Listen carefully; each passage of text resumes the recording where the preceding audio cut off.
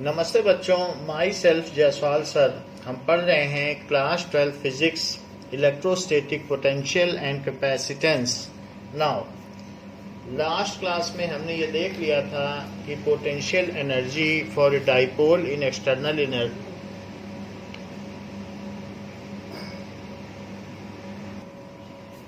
Now last class में हमने ये देखा था कि किस तरीके से किसी डाइपोल का यूनिफॉर्म इलेक्ट्रिक फील्ड में पोटेंशियल एनर्जी का फॉर्मूला होता है।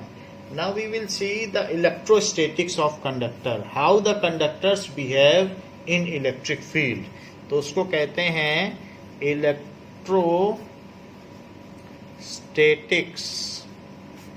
Of conductor. In conductor, outer electrons, that is valence electrons, are free to move throughout the conductor. In conductors, outer electrons are free to move throughout conductor.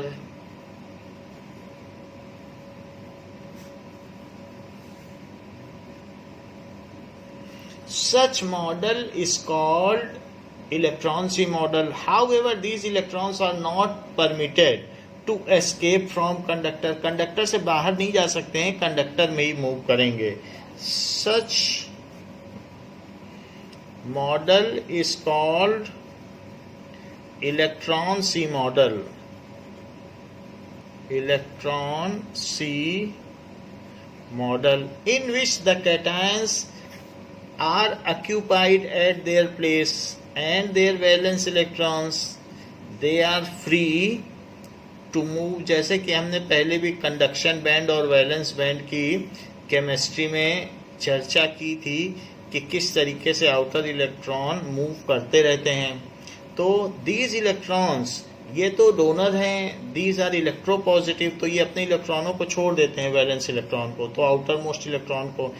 And those electron freely move, ये इसके चारों तरफ ऐसे move करेंगे, ऐसे move करेंगे और इनको बाइंड भी रखते हैं।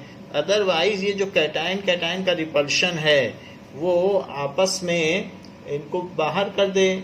लेकिन आप इसको अगर आप हैमरिंग करें, बैंगिंग करें, कुछ भी करें और कोई सोडियम आयन बाहर भी चला जाए आपके बैंगिंग या हैमरिंग से, तो भी जो इलेक्ट्रॉन है वो उसे भी बाइंड करता रहेगा।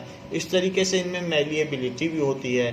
सो electrons are free to move and these are called free electrons. तो इनको कहेंगे फ्री इलेक्ट्रॉन्स। और इस तरीके के मॉडल में जिसमें outermost electron are free to move and with a slight application of electric field, अगर आप इसके दोनों तरफ इलेक्ट्रिक फील्ड मूव करा दें, लगा दें, तो ऐसे केस में ये इलेक्ट्रिक फील्ड के अपोजिट चलने लगते हैं, क्योंकि इलेक्ट्रिक फील्ड इधर है तो इलेक्ट्रॉन तो प्लस की ओर चलेंगे।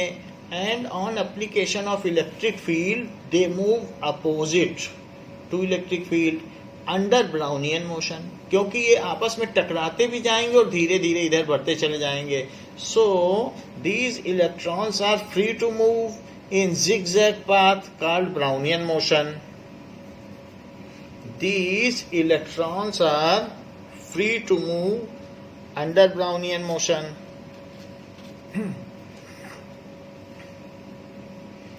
Move opposite to applied electric field, opposite to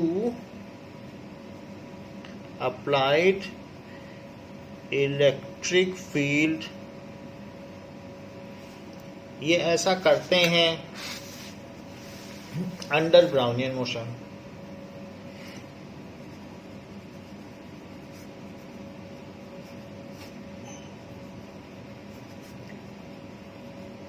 तो ये तो काम हो गया इनका कि इलेक्ट्रॉन सी मॉडल है। बट इसकी इलेक्ट्रोस्टैटिक्स क्या है? जब हम इलेक्ट्रोस्टैटिक्स बात कर रहे हैं तो इसकी प्रॉपर्टी क्या है? कोई भी कंडक्टर अगर इलेक्ट्रिक फील्ड में रखा है तो उसकी प्रॉपर्टी क्या है? तो फर्स्ट प्रॉपर्टी दैट इज कि inside a conductor electrostatic field is zero. inside a conductor electrostatic field is zero, तो वो जीरो होती है। ये फर्स्ट प्रॉपर्टी है, कंडक्टर के अंदर इलेक्ट्रोस्टैटिक फील्ड जीरो होती है। जैसे कि मान लीजिए मैं कंडक्टर रख दूं और इस कंडक्टर में मैं एक इलेक्ट्रिक फील्ड में इसको रख देता हूं। सो इलेक्ट्रिक फील्ड में अगर इसको मैंने रख दिया है तो ऐसे रख दिया,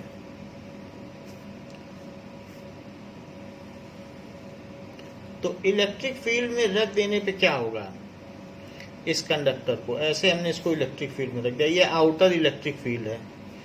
सो इसके इलेक्ट्रॉन, जितने भी इलेक्ट्रॉन है वो सारे के सारे इधर आ जाएंगे, क्योंकि जो आउटर फील्ड है वो प्लस से शुरू हुई है, प्लस से निकलती है और माइनस की तरफ जा रही है, तो इसके जितने भी इलेक्ट्रॉन है वो इधर आ जाएंगे।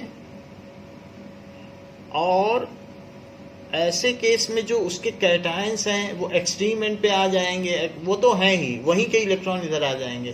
कैटायन कहीं मूव नहीं करता लेकिन उसी के इलेक्ट्रॉन इधर आ जाएंगे, तो वो जो पॉजिटिव चार्ज है या कैटायन है वो इधर आ जाएगा और इसमें इनसाइड एक ऐसी फील्ड प्रोड्यूस हो जाएगी जो कि प्लस से माइनस की ओर होगी, क्योंकि अगर अंदर चार्ज रखा जाए तो इधर भागेगा। और जो ई इंटरनल है वो ठीक ठीक उसके इक्वल होगी जो ई एक्सटर्नल अप्लाइड फील्ड है, और इस तरीके से जो नेट फील्ड होगी इसके अंदर की वो जीरो हो जाएगी। सो ई इंटरनल विल बी, जो इसके अंदर ई इंटरनल होगी वो अपोजिट होगी और इक्वल इन मैग्नीट्यूड होगी जो एक्सटर्नल फील्ड अप्लाइड है। तो इस तरीके से the field inside a conductor will be zero due to the distribution, redistribution of charges. So if external electric field is applied, external electric field is applied, field is applied का मतलब है कि दो चार्ज प्लेट रख दो, एक plus और एक minus, field is applied, then electrons inside conductor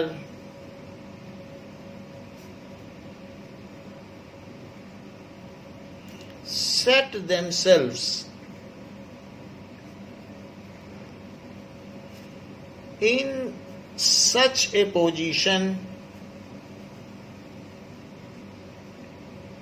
that they counterfeit the external applied electric field, या ये कह सकते हो they neutralize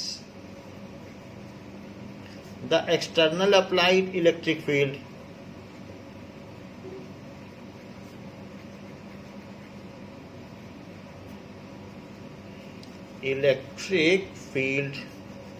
ऐसी जगह पे वो खुद को सेट कर लेते हैं।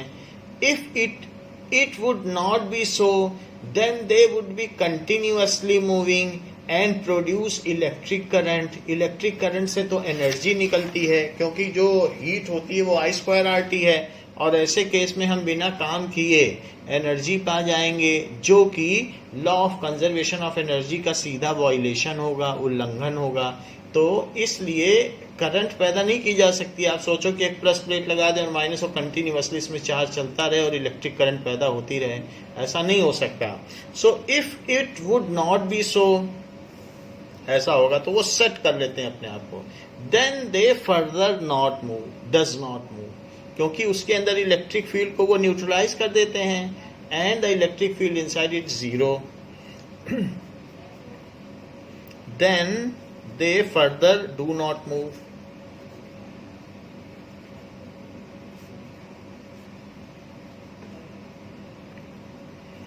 If it would not be so, यदि ऐसा न होता,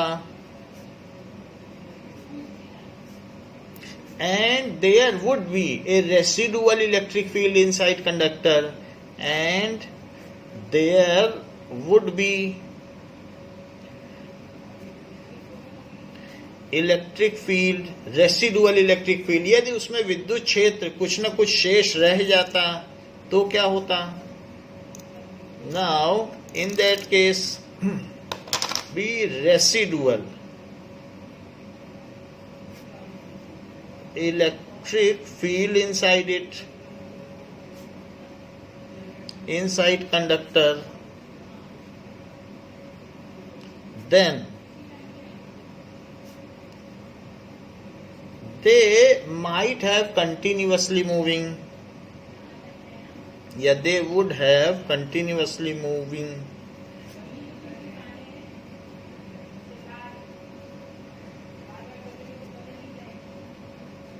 and constitute current.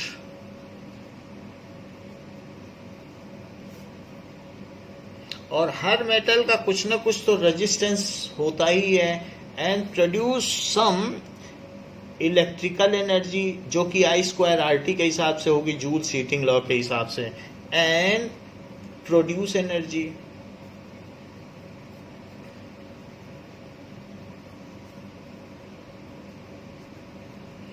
This is the violation of law of conservation of energy. This is violation of law of conservation of energy. So ये law of conservation of energy का violation होता.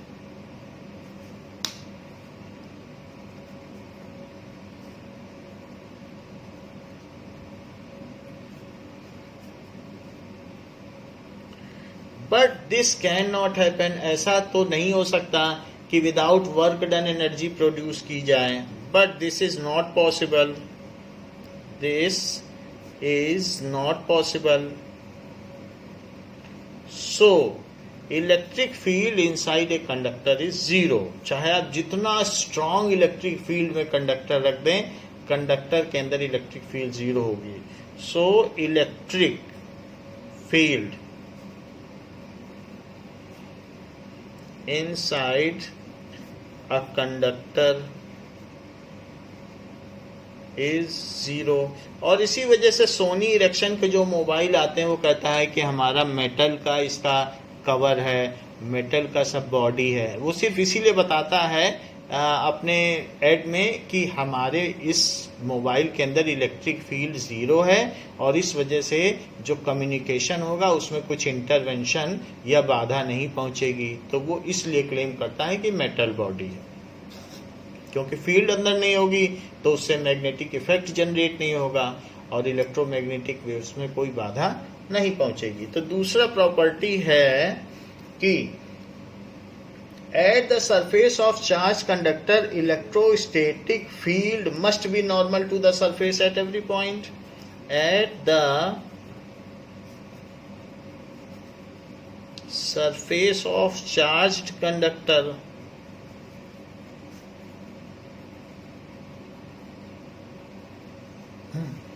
electrostatic field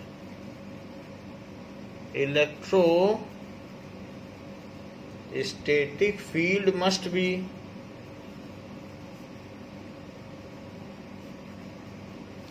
normal to surface at every point.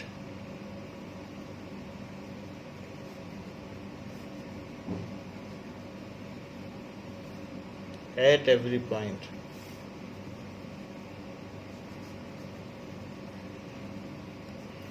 कि अगर मान लीजिए कोई conductor है तो उसके सरफेस पे जो भी फील्ड होगी at the surface of charge conductor, और हमने उसे चार्ज भी कर दिया है, तो मान लीजिए कुछ भी कंडक्टर हो सकता है, उसमें चार्ज कंडक्टर है और ये चार्जेस हैं सरफेस पे, फुल सरफेस पे चार्ज हैं और यहाँ भी सब चार्ज हैं, तो सभी जगह चार्जेस हैं.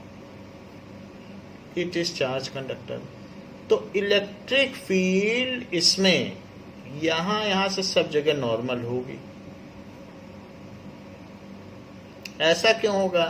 मान लीजिए इलेक्ट्रिक फील्ड नॉर्मल ना होती, ये ऐसी होगी. Consider that electric field is not normal, कुछ ऐसी होती इलेक्ट्रिक फील्ड, तो इसके दो कंपोनेंट होते, एक इसका इधर कंपोनेंट होता और एक सरफेस की तरफ कंपोनेंट होता. तो इसका जो भी कंपोनेंट होता सरफेस की तरफ, मान लीजिए थीटा है तो ई कॉस थीटा कंपोनेंट हो जाता, तो फिर इसके जो चार्जेस हैं वो आपस में ही यहाँ मूव करने लगते हैं, और मूव करने लगते तो करंट प्रोड्यूस करने लगते हैं। परपेंडिकुलर होने पर कोई खतरा नहीं है कि इसका सरफेस की ओर कोई कंपोनेंट होगा। तो जब सरफेस की ओर कंपोनेंट नहीं होगा तो इसके सरफेशियल करंट नहीं होगी, क्योंकि 90 डिग्री पे किसी चीज का कोई कंपोनेंट नहीं बनता। अगर आप ई कॉस 90 निकालोगे तो जीरो बनेगा, और इस वजह से जब इधर कोई इलेक्ट्रिक फील्ड ही नहीं होगी सरफेस पर, ये किसी आउटर फील्ड में नहीं रखी है, ये एक चार्ज्ड बॉडी है। तो चार्ज्ड बॉडी में जो भी फील्ड होगी वो उसके सरफेस के परपेंडिकुलर होगी, और ऐसा होने पर ही उसमें सरफेशियल करंट नहीं होगी। जैसे कि मान लीजिए एक आपने स्फीयर ले लिया, और स्फीयर में आप सॉलिड लें या हॉलो लें, जो भी इसके पॉजिटिव चार्ज होंगे या कुछ भी हो, निगेटिव चार्ज भी हो, मैं पॉजिटिव ले रहा हूं, निगेटिव होगा तो इनवर्ड होगा। तो पॉजिटिव चार्ज अगर आप रख दें तो पॉजिटिव चार्ज किधर मूव करता है, फील्ड की डायरेक्शन में मूव करता है। तो अब ये अपने आप को इक्वली सेपरेटेड कर देंगे, so that they are at maximum separation, minimum repulsion and minimum energy position. इस तरीके से इनका सेपरेशन हो जाएगा, और इनसे निकलने वाली फील्ड इसके ठीक परपेंडिकुलर होगी। यदि ऐसा न होता तो इसका कोई ना कोई कंपोनेंट सरफेस की तरफ सरवाइव कर जाता, और अगर फील्ड सरफेस की डायरेक्शन में हो जाती तो ऐसे केस में सरफेशियल करंट हो जाती। तो ये मैंने दिखा दिया। सो इसका कोई भी कंपोनेंट, अगर ये फील्ड है तो सरफेस की तरफ ई कॉस 90 बनेगा, और ई कॉस 90 तो जीरो होता है। इसलिए चूंकि सरफेशियल करंट भी होगी तो वो भी तो वायलेट करेगी law of conservation of energy का। तो इसलिए ऊर्जा के संरक्षण के सिद्धांत का उल्लंघन न हो, उसकी वजह से जो भी इसमें विद्युत क्षेत्र है वो उसकी सतह के लंबवत होता है। So electric field is perpendicular to surface for all kinds and all shapes of objects, charged objects, चाहे कैसा भी ऑब्जेक्ट हो उसकी हर सरफेस पर इसी तरीके की होगी। मान लीजिए कि अगर मैं इस तरीके का एक ऑब्जेक्ट बनाऊं और उसे चार्ज कर लूं, तो भी बड़े ध्यान से और बड़े जतन से आपको फील्ड ऐसी बनानी है कि हर प्लेस पर जो फील्ड निकलती हुई हो वो परपेंडिकुलर ही हो। तो इस बात का आपको ध्यान रखना है। तो परपेंडिकुलर होनी चाहिए, इस बात का ध्यान रखिए कि सरफेस से जो निकले वो परपेंडिकुलर हो ऐसे। तो इस तरीके से जब आप बनाएंगे, it should be made very carefully. अगर आप ऐसा नहीं करेंगे तो उसका कोई ना कोई कंपोनेंट उसकी सरफेस की ओर हो जाएगा and it will constitute electricity. तो हर जगह देखो मैंने परपेंडिकुलर ही बनाया है। सो जहां पर भी आप बनाइए परपेंडिकुलर बनाइए, परपेंडिकुलर। सो इस तरीके से ये होगा। ये तो यहाँ पर इसमें भी हर जगह यही है। तो अब हम लिखते हैं कि at the surface of charge conductor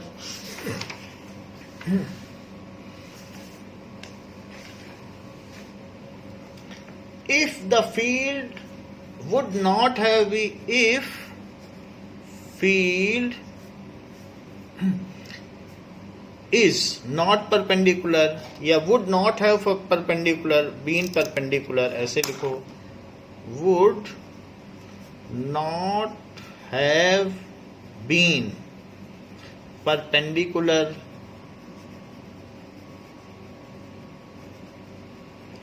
to charged surface,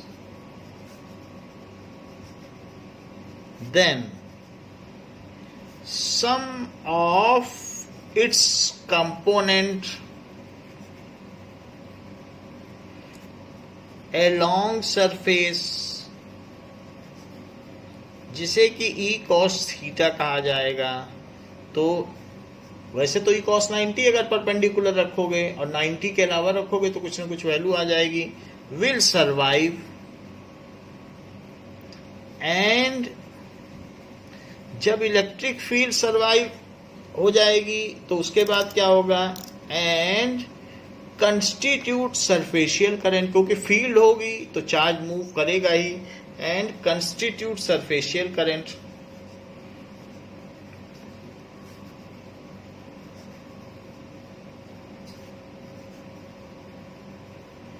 again violating the law of conservation of energy, क्योंकि आप कुछ कर नहीं रहे हो, बॉडी को चार्ज रख दिया, फ्री में करंट पा रहे हो. Violating law of conservation of energy.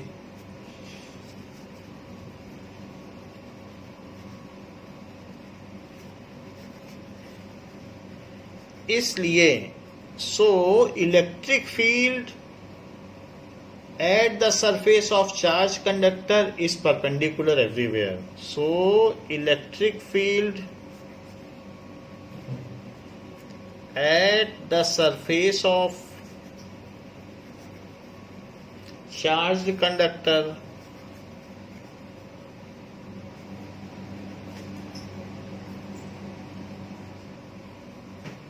is perpendicular everywhere. तो इस तरीके से. नाउ तीसरी चीज, the interior of a conductor can not have excess charge in static situation. तो तीसरी बात कही गई है कि interior of a conductor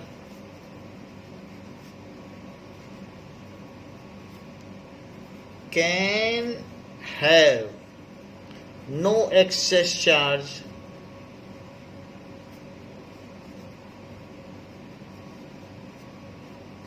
in static situation. In static situation, चूंकि वो कंडक्टर है तो now interior of a conductor can have no excess charge in static situation in case a solid conductor, मान लीजिए सॉलिड आयरन है, उस पर हमने कुछ चार्ज दे दिया. तो if a conductor is charged, so इसको हमने चार्ज दे दिया, तो अगर इसमें चार्ज दे दिया है और ये सॉलिड आयरन है, तो charges have freedom to move. Then why they will not move away from each other as far as possible.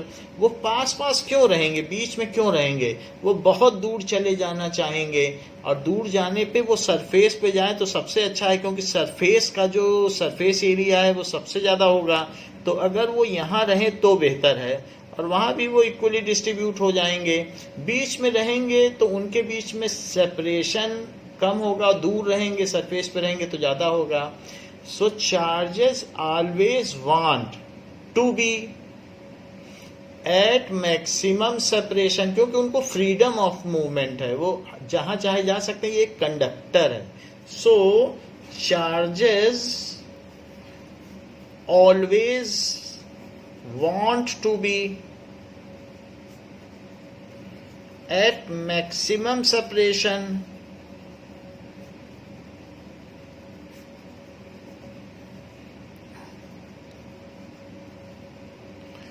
Minimum energy. ज्यादा सेपरेट होंगे तो मिनिमम एनर्जी होगी, पास रहेंगे तो पोटेंशियल एनर्जी बढ़ जाएगी.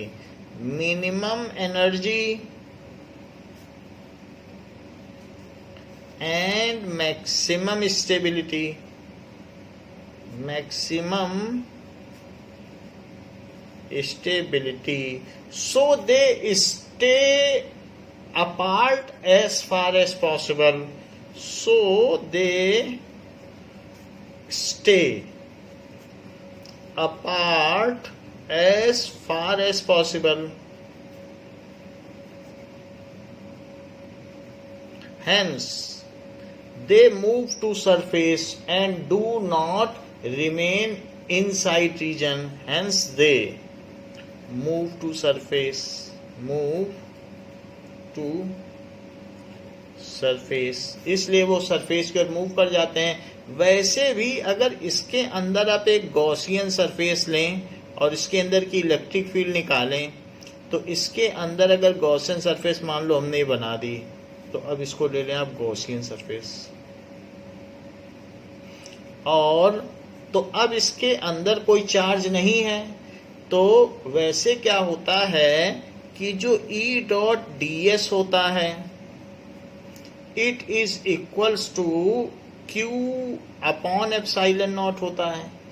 सो यहाँ पर E ds cos theta it is equals to 0 upon epsilon naught. So E is equals to 0 upon epsilon naught ds cos theta.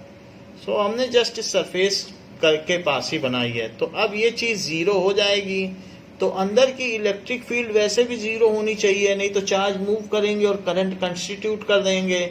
तो अगर अंदर चार्ज फंसा रह गया तो इसका मतलब है वहां नॉन जीरो इलेक्ट्रिक फील्ड हो जाएगी और ऐसे केस में करंट फ्लो करने लगेगी। जहां तक सरफेस की बात है तो सरफेस पे परपेंडिकुलर करके हमने सरफेशियल करंट का डिनायल कर दिया है कि भाई सरफेस पे होंगे तो परपेंडिकुलर फील्ड होगी तो चल नहीं सकेंगे क्योंकि इनका कोई कंपोनेंट सरवाइव नहीं कर पाएगा, और अंदर नहीं होंगे तो फिर अंदर नहीं होंगे तो गॉसियन जो गॉस लॉ है उसकी वजह से फील्ड 0 हो जाएगी, और बाहर होंगे तो परपेंडिकुलर फील्ड है तो भी नहीं चल सकेगी करंट। तो हमने सरफेशियल करंट का भी डिनायल कर दिया है और इनसाइड रीजन की भी करंट का डिनायल कर दिया है गॉस लॉ के थ्रू, क्योंकि अंदर फील्ड 0 है तो इनसाइड करंट नहीं होगी इनर रीजन में, और सरफेस पे फील्ड परपेंडिकुलर है तो सरफेशियल करंट भी नहीं होगी। इस तरीके से जो law of conservation of energy है उसका उल्लंघन होने से बच जाएगा, उसका वायलेशन होने से बच जाएगा। सो इसलिए at surface what ever charges, ज्यादा से ज्यादा दे दो आप इनको, 10 कूलम दे दो, 1 कूलम भी बहुत होता है, जितना भी दे दो सरफेस पे ही रहेगा, अंदर नहीं जा सकता तो नहीं जा सकता।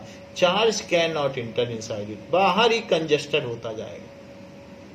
सो तीसरी बात हमने आपको बता दी कि any excess charge can not remain inside it. Excess charge का मतलब पेयर में तो रह सकते हैं भाई, हर एक एटम है उसमें जितने इलेक्ट्रॉन उतने प्रोटॉन, वैसे तो रह सकता है, लेकिन अगर एक्स्ट्रा चार्ज है चाहे निगेटिव हो चाहे पॉजिटिव उसे सरफेस पर ही रहना होगा। अगर यही निगेटिव चार्ज होता तो फील्ड इनवर्ड आती हुई होती। ये तो ये हमारी तीसरी प्रॉपर्टी हो गई। फोर्थ प्रॉपर्टी क्या है?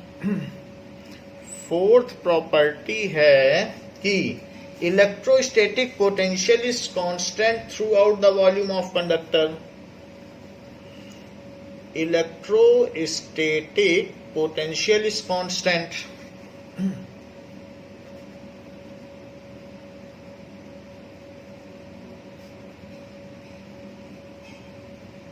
throughout the volume of conductor.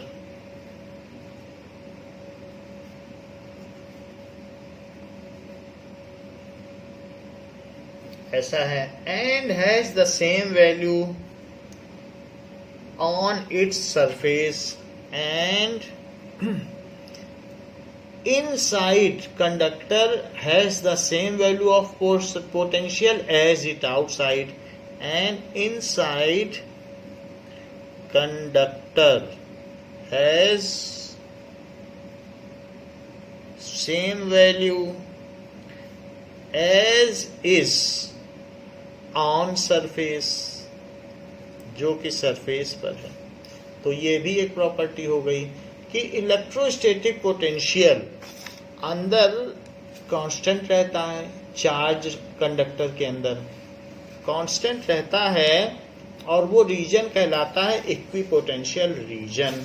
जैसे कि मान लें कि हमारे पास एक कंडक्टर है, अब सारा चार्ज तो इसमें बाहर ही रहेगा, अंदर तो नहीं रह सकता। अंदर रहेगा तो फिर फील्ड हो जाएगी, फील्ड हो जाएगी तो करंट रह जाएगा, और बाहर भी रहेगा तो फील्ड परपेंडिकुलर है तो सरफेशियल करंट को आप नलीफाई करता है पॉसिबिलिटी को। अच्छा मान लीजिए आप इन्फिनिटी से यहाँ आए, तो इन्फिनिटी से आप यहाँ आ रहे हो, तो इन्फिनिटी से आने पर आपने कुछ जूल काम किया, 7 जूल पर कूलम काम किया, तो 7 वोल्ट काम किया। जूल पर कूलम को वोल्ट कहते हैं। 7 वोल्ट आपने इसमें काम कर लिया इन्फिनिटी से आने में। सो अगर आप इन्फिनिटी से आ रहे हैं, इन्फिनिटी से आ रहे हैं, तो आपने 7 वोल्ट काम कर लिया और अब अंदर फील्ड 0 है। अब जब अंदर फील्ड ही नहीं है तो ऐसे केस में आप अंदर अब चले जाइए और फ्रीली घूमिए। फील्ड के ही तो अगेंस्ट में काम करना पड़ता है। फील्ड बाहर थी और आप अंदर फोर्स लगा रहे थे +1 कूलम चार्ज के लिए, तो +1 कूलम, तभी तो आपको काम करना पड़ा। ग्रेविटी के अगेंस्ट में जब काम करते हो, बॉल को उछालते हो, तभी तो आप काम करते हो, कोई चीज ऊपर उठाते हो। तो हमेशा कोई भी फील्ड हो कंजर्वेटिव फोर्स की, चाहे मैग्नेटिक फोर्स हो, चाहे इलेक्ट्रोस्टैटिक हो, स्प्रिंग फोर्स हो, हर फोर्स कंजर्वेटिव फोर्स के अगेंस्ट में ही काम करना पड़ेगा। तो वही जो होता है वो पोटेंशियल होता है, और अगर क्यू चार्ज होता तो पोटेंशियल एनर्जी हो जाती। तो हमने जो 7 वोल्ट काम कर लिया, अब इसके अंदर चले जाओ, अब कुछ काम नहीं है, हर जगह 7 वोल्ट ही है, क्योंकि अंदर फील्ड ही नहीं है। तो वही बात कही गई है कि electrostatic potential inside the conductor is constant and its value is same as is on the surface. तो जो सरफेस पे है वही इसके अंदर भी होगी।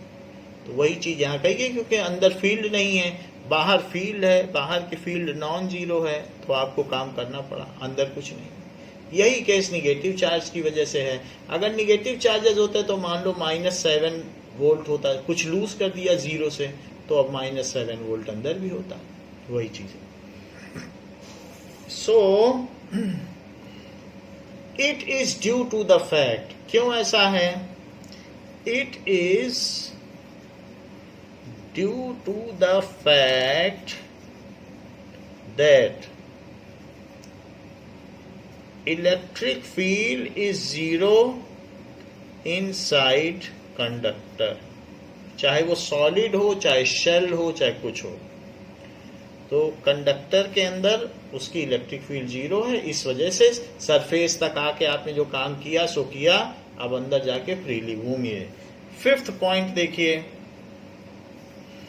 Electric field at the surface of charge conductor. Electric field at the surface of charged conductor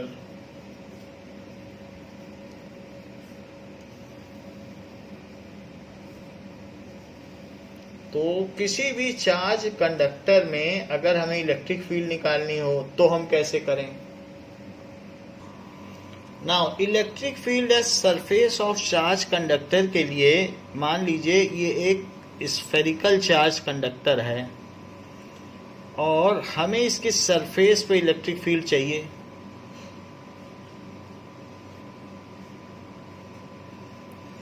तो इनसाइड तो इसकी फील्ड 0 है। तो अगर मान लीजिए मैं इसमें छोटा सा एक ऐसे गॉसियन सरफेस लूं, गॉसियन सरफेस, तो ये बहुत छोटा सा है और यहाँ पर फील्ड आउटसाइड है, और ये जो छोटा सा डेल्टा एस है, तो डेल्टा एस ये भी आउटसाइड है। इस वाली सरफेस के लिए ले रहा हूँ। इस सरफेस के लिए तो कोई फील्ड है ही नहीं, तो यहाँ पर तो कुछ फ्लक्स नहीं है, जो भी फ्लक्स है बाहर ही जा रहे हैं। तो ये डेल्टा एस है और ये ई है। अगर इस पे क्यू चार्ज है और इसका रेडियस अगर आर है, ऐसा है, तो हम इसके सरफेस चार्ज डेंसिटी निकाल सकते हैं। तो इसकी सरफेस चार्ज डेंसिटी क्या होगी? टोटल चार्ज और डिवाइडेड बाय सरफेस एरिया। तो सरफेस एरिया कितनी है? 4πr²। ये 4πr²। आप चाहें तो इसका रेडियस कैपिटल आर ले सकते हैं, तो 4πR², क्योंकि आर एक आर्बिट्रेरी डिस्टेंस होती है और कैपिटल आर भी ले सकते हो। सो इसलिए आप ऐसा भी कर सकते हैं। So this is sigma. अब हम यहाँ पर देखें तो जो नेट फ्लक्स इसमें से निकल रहा है वो नेट फ्लक्स क्या है? E.ds, क्योंकि ds या डेल्टा एस छोटा सा एरिया है तो उसे आपने डेल्टा बोला। डेल्टा थोड़ा सा बड़ा होता है d से, तो E.ds। और गॉस लॉ के हिसाब से क्या होगा? इट इज इक्वल्स टू कि इसमें कितना चार्ज है। इसमें तो अब थोड़ी सी सरफेस है तो थोड़ा सा चार्ज होगा, तो वो चार्ज जो छोटा सा डी क्यू चार्ज होगा और अपॉन एप्सिलॉन नॉट। लेकिन वो डी क्यू होगा क्या, वो डी एस या डी क्यू या डेल्टा क्यू क्या होगा बताओ। Delta Q will be delta S into sigma surface charge density. क्योंकि सरफेस चार्ज डेंसिटी क्या होती है कि the charge divided by that area. तो चार्ज क्या हुआ, फार्मूला तो वही है ना कि यहाँ हमने सिग्मा क्या लिखा बताओ, क्यू बाई एस। तो सरफेस चार्ज डेंसिटी तो किसी एक छोटे से सैंपल से भी निकाली जा सकती है, पूरे चार्ज की जरूरत भी नहीं थी। तो इस तरीके से surface charge density charge by area, so charge is equals to surface charge density into area. क्योंकि ये यूनिट मीटर स्क्वायर में इतना चार्ज तो इतने एरिया में कितना चार्ज, तो ये डी क्यू है। तो मैं इसकी जगह ये वैल्यू डाल दूं और ई और डी एस एक तरफ है, so E delta S cos 0 degree is equal to, इसकी जगह क्या लिख दो, इसकी जगह लिख दो delta S sigma upon epsilon naught. तो डेल्टा एस से कट गया तो ई क्या हो गया, कॉस 0 तो 1 होता है, तो सिग्मा अपॉन एप्सिलॉन नॉट। और इस ई की डायरेक्शन अगर हम वेक्टर में लेना चाहें तो एक एन कैप लगा दो which is radially outward, where n cap is radially outward. तो ये कहा जा सकता है किसी भी सरफेस पर, वैसे तो मैंने स्फीयर से के लिए निकाला है, लेकिन किसी भी सरफेस पर ये फार्मूला हमारे आगे बहुत काम आने वाला है। कोरोना डिस्चार्ज और ऐसी चीजें पढ़ेंगे तो एक काम आ जाएगा। तो यहाँ पर E is equal to sigma by epsilon naught. So on any surface of conductor, on any surface of conductor the electric field is sigma by epsilon naught and it is radially outward। ये चीज हो गई। तो अब sigma negative भी हो सकता है, पॉजिटिव भी। सिग्मा अगर मान लीजिए निगेटिव हुआ चार्ज डेंसिटी, तो ऐसे केस में जो इलेक्ट्रिक फील्ड होगी तो वो इनवर्ड हो जाएगी, where n cap is a vector radially outward perpendicular to surface, where n cap is vector, unit vector perpendicular to surface and moving outward।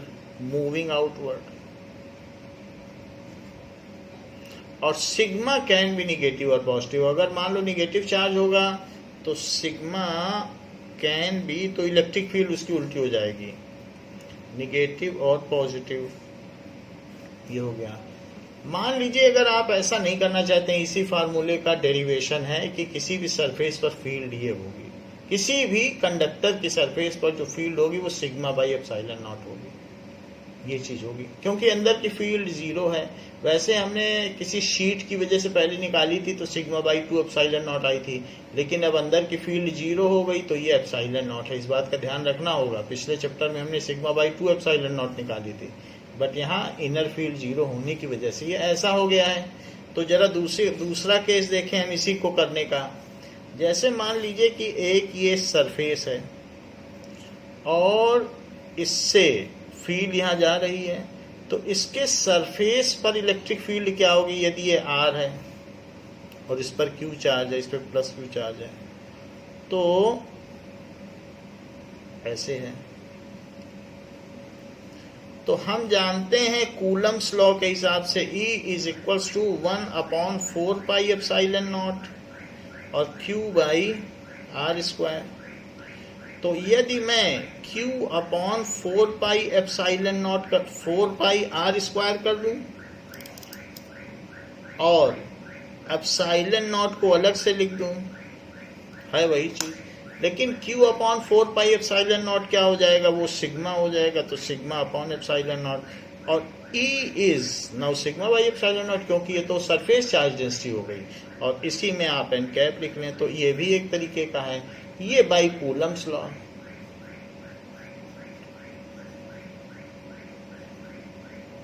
और जो ऊपर वाला फार्मूला है वो बाई गॉस लॉ। तो आप चाहें जिससे कर सकते हैं, लेकिन बात सीधी सी है, the electric field just outside the charge conductor is this.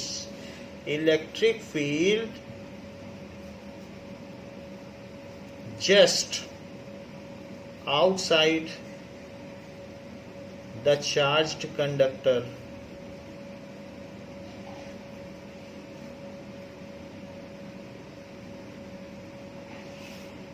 is sigma by epsilon naught।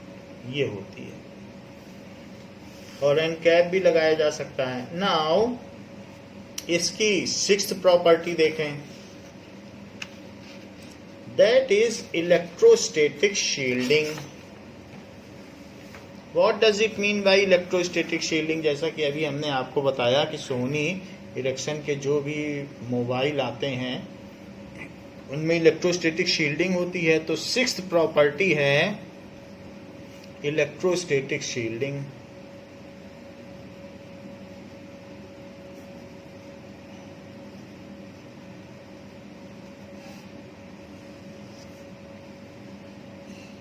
What does it mean by electrostatic shielding?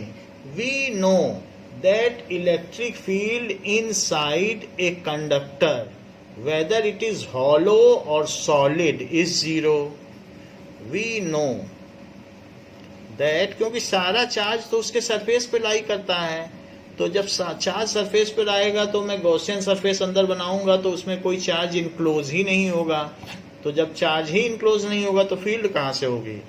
We know that the electric field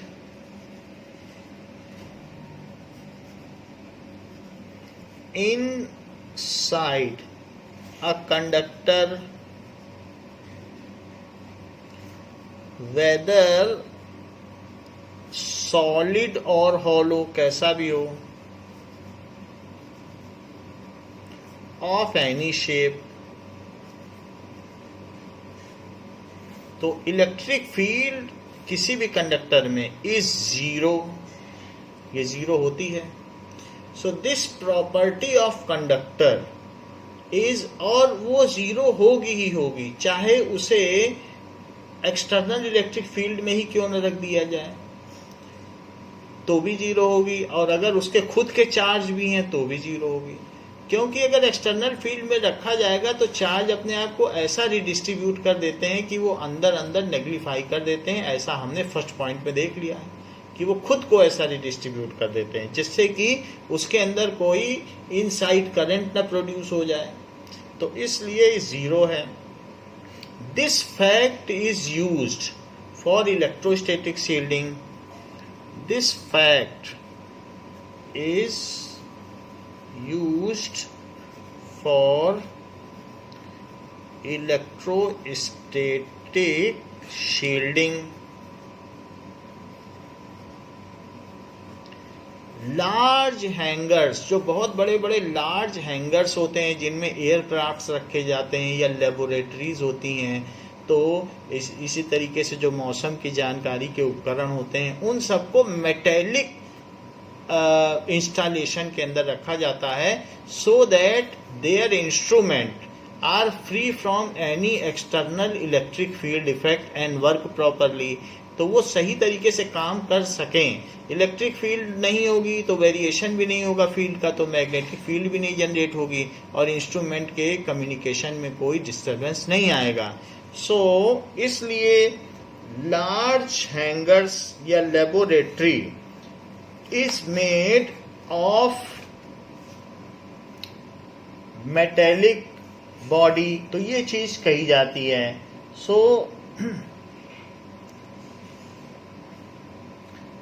हम यहां पर ये कह सकते हैं कि any metallic installation,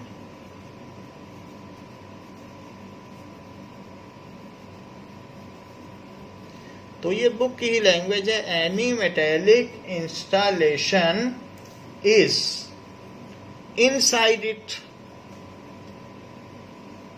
is free from electric field. electric field, whatever be the configuration of electric field or charges outside it, whatever be the configuration or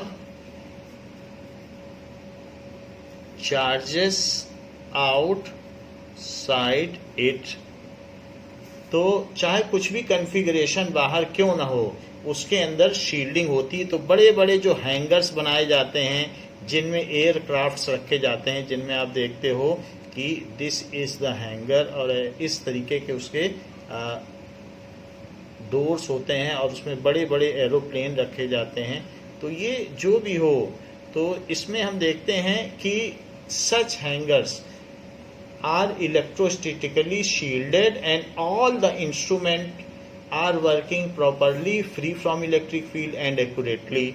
So large laboratory या research center वो ऐसा ही किया जाता है। large laboratory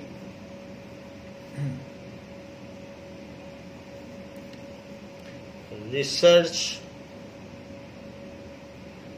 centers and hangars, aircraft hangars, क्योंकि वहाँ उनकी servicing होती है। Hangars are covered with metallic body, covered with metallic body, so that their precision instrument, जो उनके इंस्ट्रूमेंट हैं जो वेरी प्रिसाइज हैं, so that their precision instruments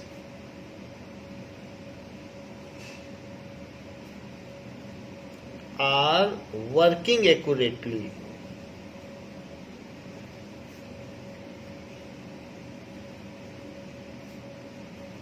जिससे कि वो ठीक तरीके से काम कर सकें। This is the electrostatic shielding है। Making any region free from electric field is called electrostatic shielding and it is acquired by covering it with metallic body. Making any reason,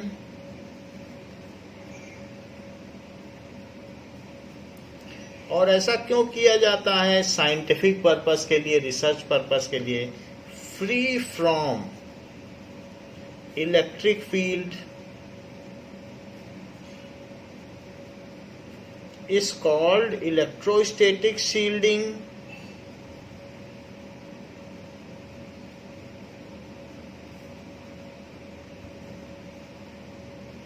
and it is achieved by covering it with metallic cover shade, and it is achieved by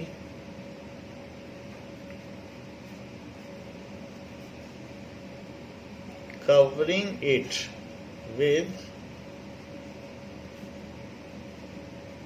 metallic shades।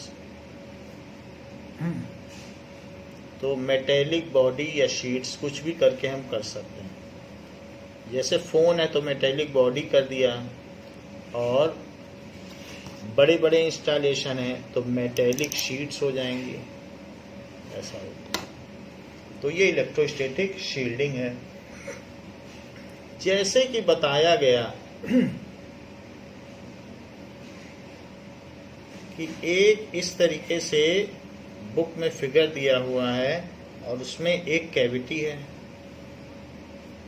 इसमें charge का distribution है, कहीं कहीं negative charge है। अब वो field होगी बाहर जिसकी वजह से इसमें ऐसा चार्ज है।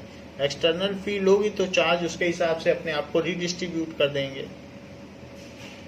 तो मान लीजिए इधर निगेटिव प्लेट रखी होगी तो इधर सारे प्लस आ जाएंगे और इधर माइनस माइनस आ जाएंगे, जो भी हो। सो ये कंडक्टिंग बॉडी है। ये जो बॉडी है ये कंडक्टिंग बॉडी है, और ये कंडक्टिंग बॉडी है, बीच में कैविटी है। तो ये बीच में कैविटी है। So this is cavity. तो कैविटी में फील्ड जीरो हो जाएगी। वैसे तो कंडक्टिंग बॉडी में भी फील्ड जीरो है। और इसमें अब क्या होगा? जो भी यहाँ की सरफेस चार्ज डेंसिटी क्या होगी, यहाँ की सरफेस चार्ज डेंसिटी निगेटिव होगी और यहाँ की सरफेस चार्ज डेंसिटी पॉजिटिव होगी, ऐसा होगा। एंड इसके अलावा सभी जगह ऐसा होगा, यहाँ की भी सरफेस चार्ज डेंसिटी पॉजिटिव होगी और यहाँ की भी surface charge density, negative charge है तो निगेटिव चार्ज डेंसिटी हो जाएगी। और इसमें ये बताया गया है कि पोटेंशियल, अगर मान लो ये टोटली ऐसी बॉडी है, if it bears net negative charge, तो नेट निगेटिव चार्ज, अगर टोटल इस पे नेट निगेटिव चार्ज है, वैसे रिडिस्ट्रीब्यूशन है, रिडिस्ट्रीब्यूशन क्यों है, क्योंकि हमने यहाँ पे एक निगेटिव प्लेट लगा दी होगी और इसके इधर पर कैसी प्लेट लगा दी होगी, यहाँ पे हमने पॉजिटिव प्लेट लगा दी, तो सारे चार्जेस रिडिस्ट्रीब्यूट हो गए। फिर भी it is A negatively charge body, so negatively charge body अगर है तो इसमें अगर आप इन्फिनिटी से आओगे तो जो इसके सरफेस पर पोटेंशियल है तो वो V नॉट मान लीजिए इसके सरफेस पर है, वो भी निगेटिव होगा क्योंकि निगेटिवली चार्ज बॉडी है, और वही पोटेंशियल इसके अंदर भी होगा। और पॉजिटिवली चार्ज बॉडी होगी तो पोटेंशियल ग्रेटर होगा और इसके अंदर भी ग्रेटर होगा। जो भी हो, ये चीज आपके बुक में बनाई गई है, तो निगेटिवली चार्ज बॉडी के अंदर ये सब दिखाया गया है। अब देखो एक और फिगर आपकी बुक में है, तो इसमें क्या दिखाया गया है कि इलेक्ट्रिक फील्ड किसी भी शेल में, ये शेल है, मेटेलिक शेल, ये कंडक्टर था, मेटेलिक शेल होने पर इसके अंदर इलेक्ट्रिक फील्ड 0 है और इसके अंदर कोई चार्ज भी नहीं होगा, तो चार्ज डेंसिटी इसके अंदर 0 है। अब देख लें, अगर मान लीजिए कि इसे फील्ड में रखा जाए, ये इन एब्सेंस ऑफ फील्ड है, इन एब्सेंस ऑफ फील्ड, तो ये न्यूट्रल बॉडी थी, इन एब्सेंस ऑफ फील्ड, तो फील्ड भी नहीं थी और कुछ नहीं था, लेकिन अब हमने फील्ड लगा दी। फील्ड लगा देने से इसमें रीडिस्ट्रीब्यूशन हो गया, सारा प्लस चार्ज इधर चला गया और माइनस इधर। ऐसा क्यों हुआ? क्योंकि हमने फील्ड लगा दी। इन प्रेजेंस ऑफ फील्ड, यहाँ निगेटिव प्लेट लगाई होगी, यहाँ पॉजिटिव। नाउ अगर इस तरीके से हमारा एक स्ट्रक्चर है और इसमें हमने फील्ड लगा दी, तो in presence of field, field होने पर इसमें इस तरीके का डिस्ट्रीब्यूशन हो जाएगा, जहां पर यहाँ की सरफेस चार्ज डेंसिटी पॉजिटिव हो जाएगी और यहाँ की सरफेस चार्ज डेंसिटी निगेटिव हो जाएगी। फिर भी इसके अंदर की फील्ड 0 होगी और इसके सरफेस पर, अभी जो आपका 5th पॉइंट था, इसके सरफेस की फील्ड क्या होगी? इसके सरफेस की field sigma by epsilon not an cap होगी, इमीडिएटली सरफेस के बाहर की फील्ड। तो ये 5th पॉइंट था कि field just outside the surface is like this. तो ये चीज होती है। एक और भी फिगर बनाया हुआ है कि अगर एक बॉडी इस तरीके की है तो जो इसके सरफेस पे पोटेंशियल होगा वही पोटेंशियल इसके अंदर भी होगा। तो ये एक और भी फिगर है। तो उन्हीं सभी चीजों को इन्होंने समराइज कर दिया और एक कॉम्प्रिहेंसिव स्टडी दी है, जो अभी तक हमने पढ़ा है कि जो बाहर पोटेंशियल है, क्योंकि अंदर तो अब काम नहीं करना पड़ेगा, ये भी एक कंडक्टर ही है।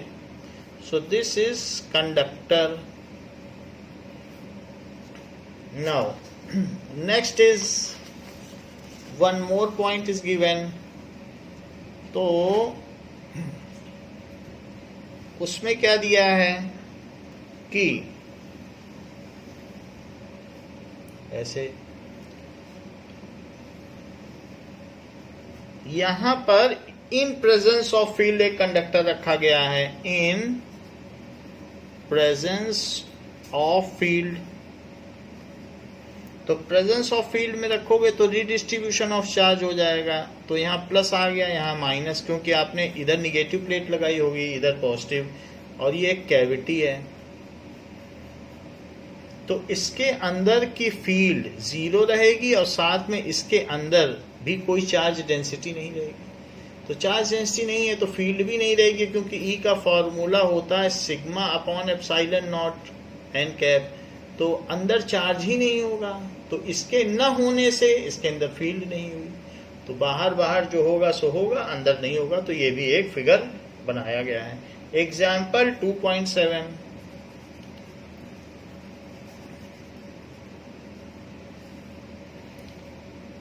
a comb run through one's dry hair attracts small bits of paper. Why?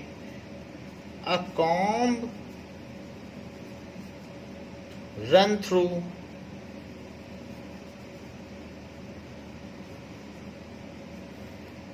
one's dry hair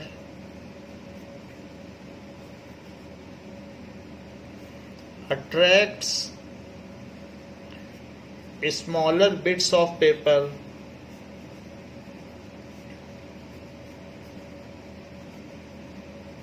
भाई अब जो बिट्स ऑफ पेपर हैं वो तो न्यूट्रल हैं।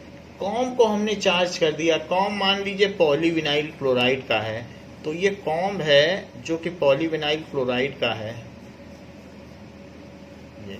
सो इसको हमने ड्राई हेयर में लगा दिया and this is polyvinyl chloride, PVC.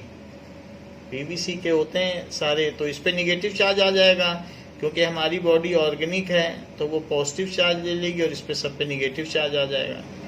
अब इसके निगेटिव चार्ज आ जाने से जो बिट ऑफ पेपर नीचे छोटे छोटे आपने टुकड़े रखे हैं वो तो न्यूट्रल है, लेकिन इस निगेटिव चार्ज की वजह से यहाँ प्लस आ जाएगा और इसके दूर में माइनस आ जाएगा। इस पे पास में प्लस आ जाएगा और दूर में माइनस। तो ये चीज है। अब प्लस चार्ज इसके पास है, तो प्लस चार्ज पास है तो प्लस पे अट्रैक्शन फोर्स ज्यादा लगेगा, और माइनस दूर है तो माइनस पे भी रिपल्शन लग रहा है। माइनस की वजह से रिपल है और प्लस की वजह से अट्रैक्ट है। लेकिन जो भी फील्ड होती है और जो फोर्सेस होते हैं वो डिस्टेंस पे भी डिपेंड करते हैं। तो जो पास वाला है, क्योंकि डिस्ट्रीब्यूशन तो इक्वल है, ये प्लस क्यू है ये माइनस क्यू है, so now the attraction force dominates over the repulsive force, hence it gut attracted.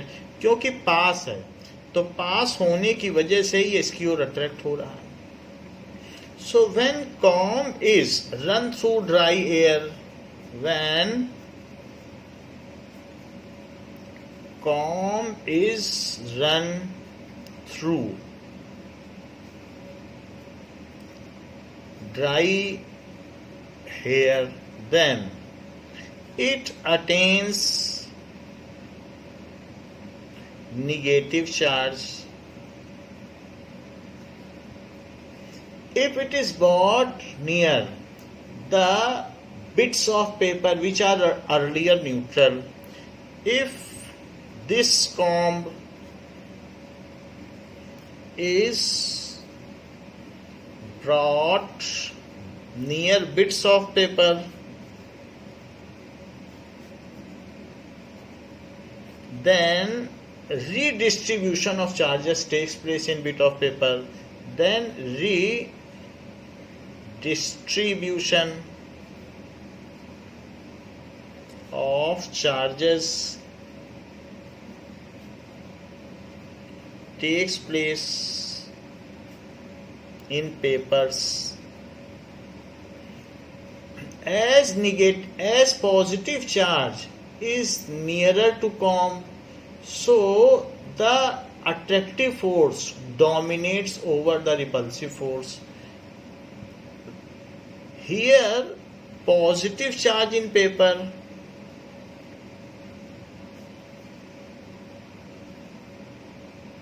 In paper, जैसे कि मान लीजिए आपके पास एक बड़ी बॉडी हो और वो पॉजिटिव चार्ज हो, और मैं आपसे कहूं कि क्या ये एक न्यूट्रल बॉडी को अट्रैक्ट कर लेगी, तो आपने पहले चैप्टर पढ़ा है हाँ कर लेगी। तो आप पूछोगे कैसे कर लेगी, तो इसके जो न्यूट्रल बॉडी है उसके चार्जेस जो है रिडिस्ट्रीब्यूट हो जाते हैं। अब पॉजिटिव की इससे डिस्टेंस कम है और निगेटिव की इससे डिस्टेंस ज़्यादा है, तो जो इस पे लगने वाला अट्रैक्टिव फोर्स है, चूंकि डिस्टेंस कम है वो ज़्यादा होगा, और जो इस पर लगने वाला रिपल्सिव फोर्स है वो कम होगा, तो इस पर जो नेट फोर्स होगा वो फिर अट्रैक्टिव हो जाता है, इसीलिए अट्रैक्ट हो जाती है। तो a neutral body can be attracted by a positively charge body. A neutral body can be attracted by positively charged body। और जब ये इसको एक बार टच कर लेगी तो ये अपना पॉजिटिव चार्ज इसको शेयर कर देगी, फिर ये भाग जाएगी, फिर जितना भी चिपकाओ चिपकेगी नहीं, क्योंकि तब इस पे प्लस चार्ज आ जाएगा नेट, तब नहीं चिपक पाएगी। एक बार जो बिट ऑफ पेपर यहाँ चिपक गया, फिर आप कितनी भी कोशिश कर लो वो दोबारा नहीं चिपकेगा, क्योंकि वो इससे निगेटिव चार्ज ले लेगा। So there here positive charge in paper, redistribution हो रहा है, redistribution of charges is near COM and negative charge is away from COM. Charge is away from COM. So attraction force dominates over repulsion force. So attraction force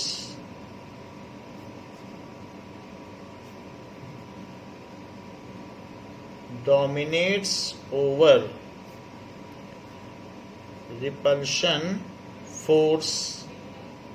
Hence, bits of papers are attracted. Bits of papers are attracted towards COM.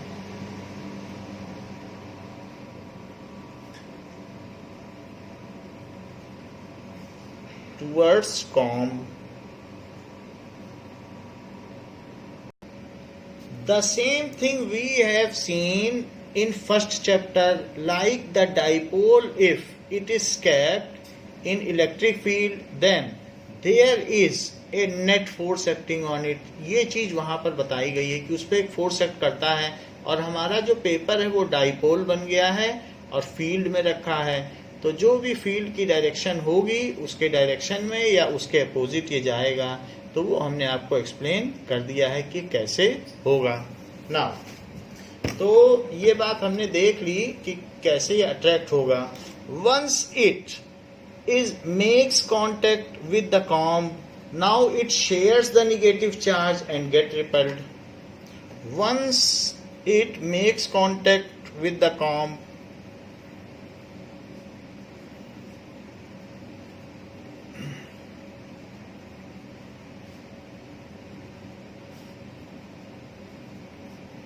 Shares, वो क्या करता है, share कर लेगा negative charge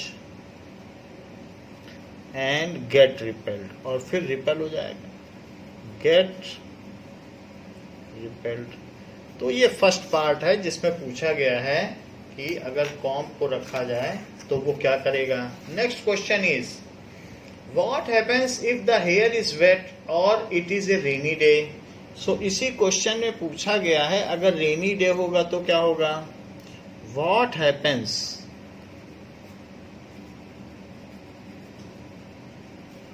when hair is wet and it is rainy day.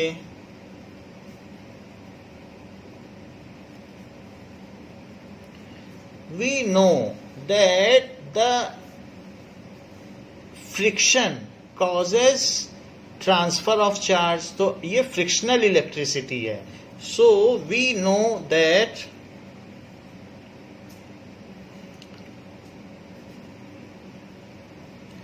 when two dissimilar body are rubbed with each other, we know that when two dissimilar bodies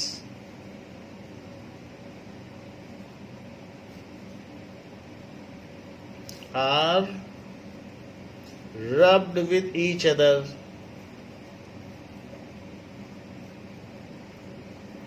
then due to frictional electricity charges are transferred, then due to frictional electricity. तो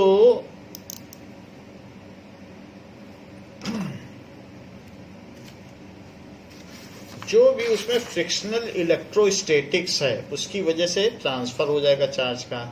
frictional electrostatics charges are transferred.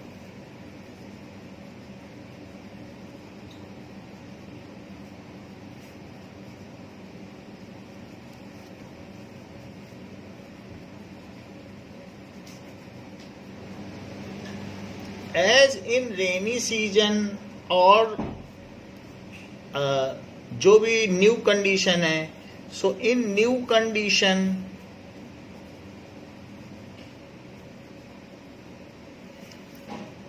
Friction is reduced. तो क्या होगा?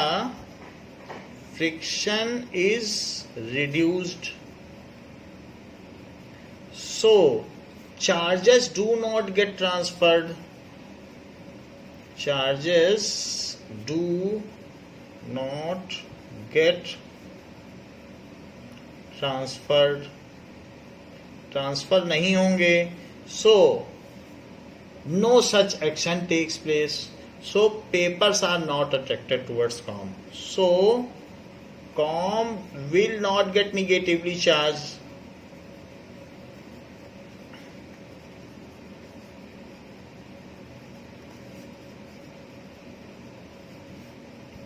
And hence will not attract paper, bit of paper.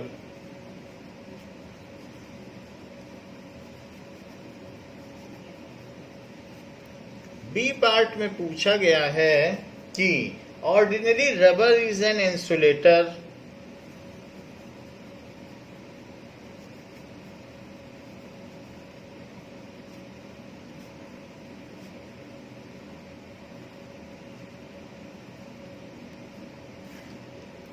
but special rubber tires of aircraft are made slightly conducting, but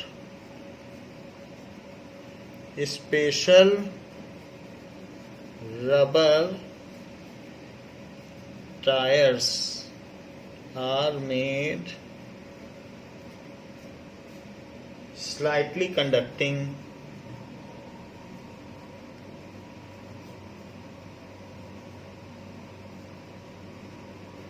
तो ऐसे भी rubber होते हैं जो कंडक्टिंग रबर्स होती हैं, तो स्पेशल रबर्स होती हैं वो कंडक्ट कर सकती हैं। जैसे स्टाइलर पेन है तो उसमें आगे रबर लगी होती है, वो कंडक्टिंग रबर होती है, स्टाइलस, तो जिससे मोबाइल पे हम लोग लिखते हैं।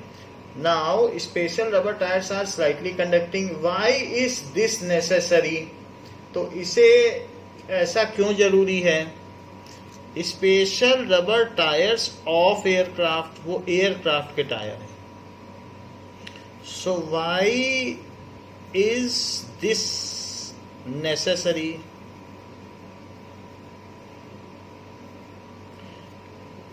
एज व्हेन एयरक्राफ्ट,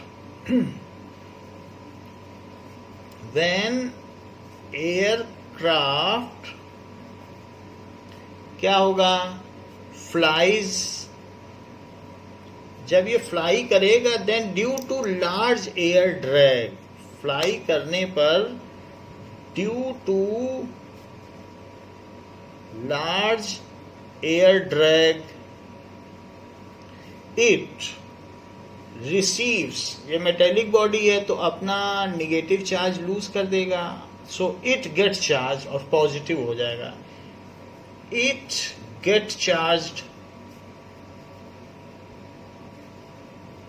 सो इसमें क्या होगा कि in this case it get charge and even in certain direction its both wings are oppositely charge, ऐसा भी हो जाते हैं मैग्नेटिक फील्ड्स में हम देखेंगे।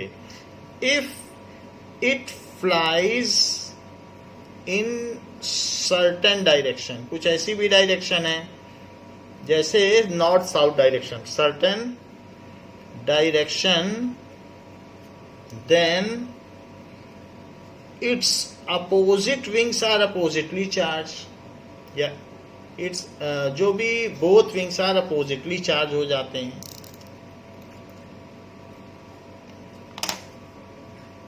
Both wings are oppositely charged.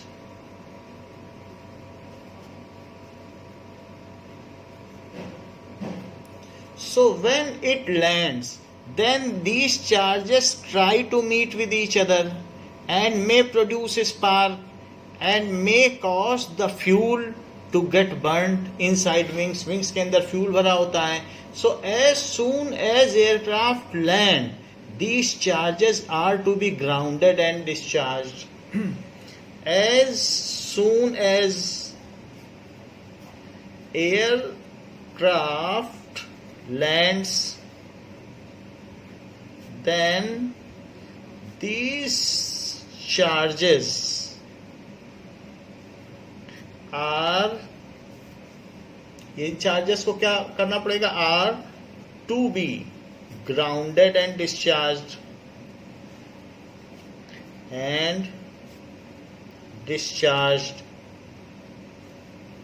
Otherwise they will meet with each other. जो opposite charge हुए हैं, रिडिस्ट्रीब्यूशन हुआ है, otherwise they will meet with each other and produce a spark, can produce a spark,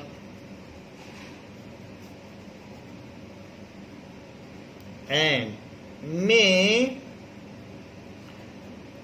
burn या combustion कर सकते हैं, cause combustion of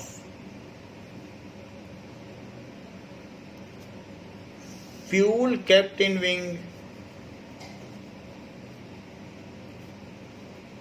इसलिए एयरक्राफ्ट के जो टायर्स हैं वो कंडक्टिंग बनाए जाते हैं. तीसरी बात कि vehicle carrying inflammable material usually have metallic ropes touching the ground during motion. कि vehicles carrying inflammable material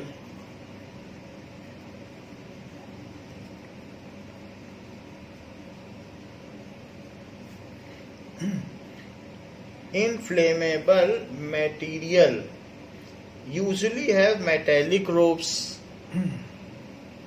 Usually have metallic ropes.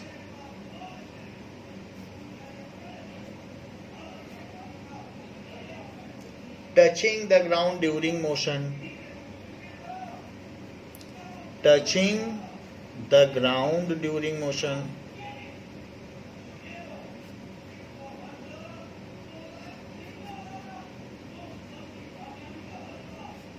सो इसका भी वही आंसर है, due to frictional electrostatics.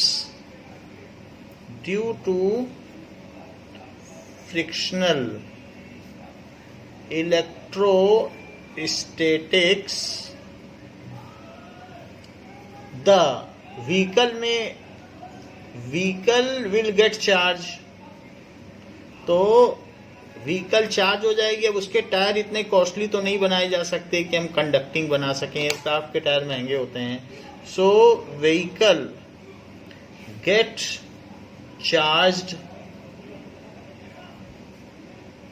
And if this charge is not discharge और grounded, then there is a chance of the fuel to get burned.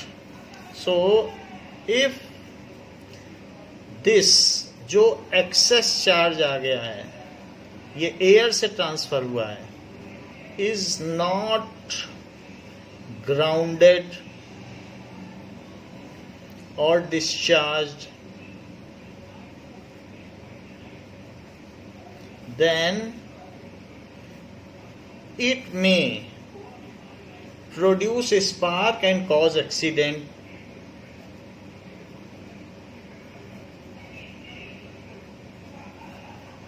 And cause accident. तो इसलिए उनके पीछे जो ऐसी व्हीकल्स होती हैं जिनमें ऐसे फ्यूल्स रखे रहते हैं, तो उनमें पीछे चेन होती है जो क्या करती है,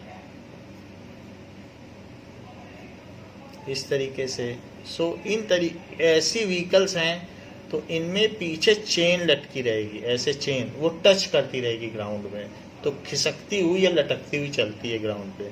तो वो चेन क्या करेगी, इसका सारा जो यही है chain.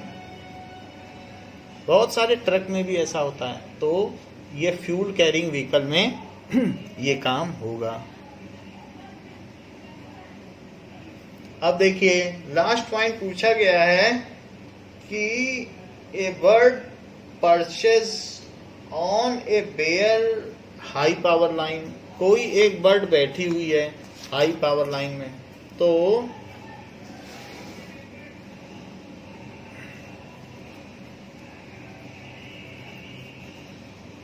a bird perches on a bare high power line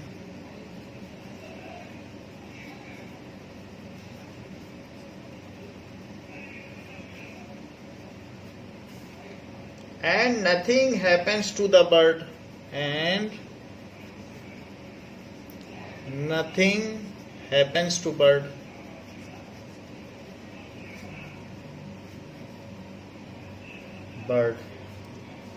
A man standing on ground touches the same line and gets a fatal shock. A man is standing on ground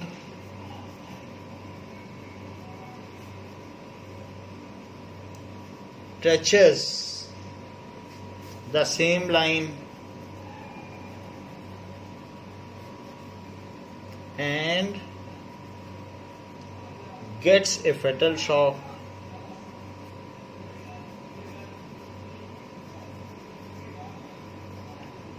तो ऐसा क्यों होता है भाई? So the bird acquires the potential of the line, wire line. तो bird क्या करती है? When bird perches on wire line, then it acquires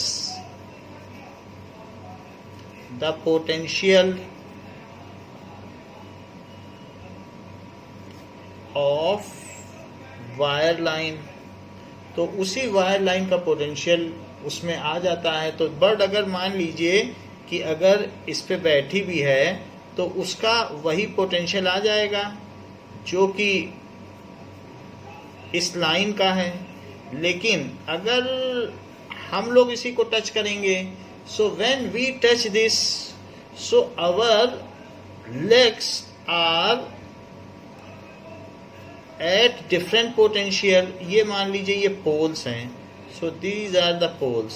तो अगर हम यही काम करेंगे, so in this case our legs are at 0 volt and this is at 220 volt. So potential difference जब भी होता है, आप देख लीजिए कि पोटेंशियल डिफरेंस होता है तो करंट फ्लो करती है, बल्ब भी जल जाता है।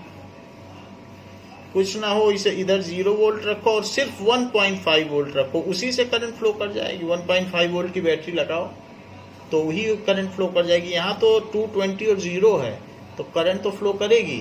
When ever there is potential difference, so when man touch the same wire line standing bare footed, when man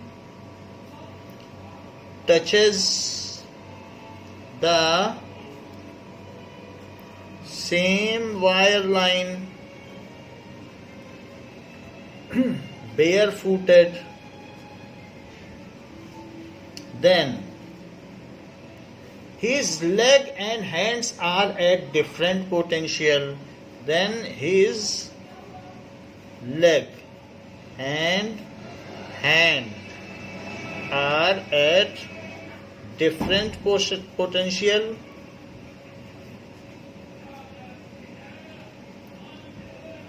hence they constitute electric current.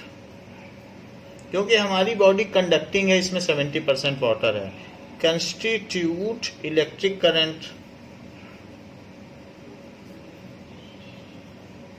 and we get a shock.